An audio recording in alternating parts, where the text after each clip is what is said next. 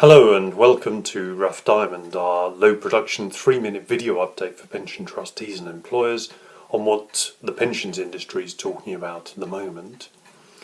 If you'd like to know more about anything that I talk on today, we've already produced some written material on it. You'll find the links to that on our website. If we haven't written about it and you'd like to know more, then email us at info@ptluk.com, and if we can help, we will. Like everybody else, over the last month, the pensions industry has been talking about the impact of the Scottish referendum. In the early part of the month, we talked about what would happen if they said yes. In the second half of the month, we've been talking about what will happen now they've said no. Now, on the face of it, of course, a no vote makes life a lot easier, but that's not to say that it's implication-free. In the run-up to, and in the immediate aftermath of the vote, David Cameron promised what is in effect a devolution revolution. What's clear is that Scotland will have more influence over its tax policies and also on social policy. But what does that mean? Tax policy? Well, first of all, they're going to be given more control over direct tax, income tax. But that creates a problem for pension schemes because, of course, we get tax relief on our pension contributions. So we'll need to know which of our employees are north or south of the border in order that we can apply the right rate of tax relief. Could they also alter some of the other indirect taxes, for example VAT? If they do, it will become important for us to know where our service providers are based so that we pay the right amount of VAT. It will also create the shadow of VAT arbitrage. They'll also have delegated powers in relation to social policy. In the run-up to the election, the Scottish Independence Party made an awful lot about the fact that Scottish people don't live as long as people living in the south. And so they were proposing decoupling the Scottish retirement age from that of the rest of the UK.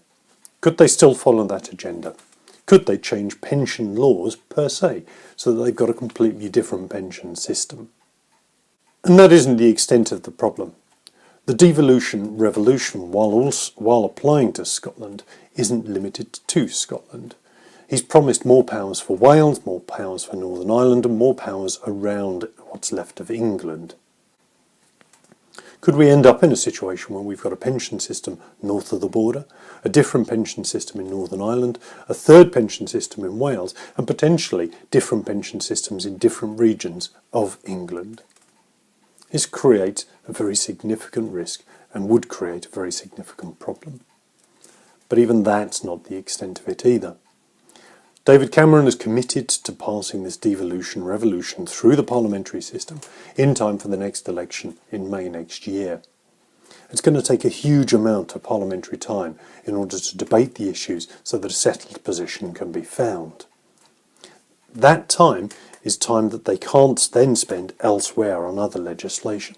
So is there a risk that some of the other more developed pension policies that have been emerging over the last couple of years will get held up in a logjam of legislation and actually not get passed before the next election? The devolution revolution has opened a can of worms, and it remains to be seen how we'll deal with it. What can employers and trustees do right now? Well, watch and observe, be ready to react when the time is right. But at the very least, you need to find out who are your employees, who are your Scottish employees. Thanks for listening, and I will speak again soon. Bye for now.